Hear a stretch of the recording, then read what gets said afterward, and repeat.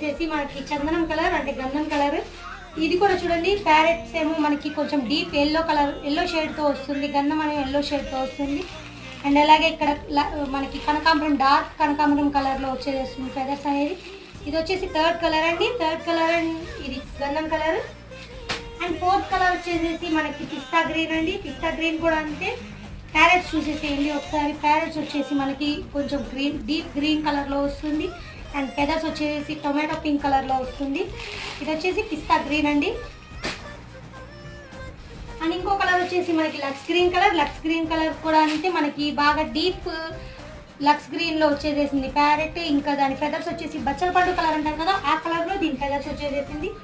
శారీ మొత్తం ఈ ప్యారెట్స్ అనేది మనకి స్టోన్ వర్క్ అనేది కన్ఫామ్గా వస్తుందండి.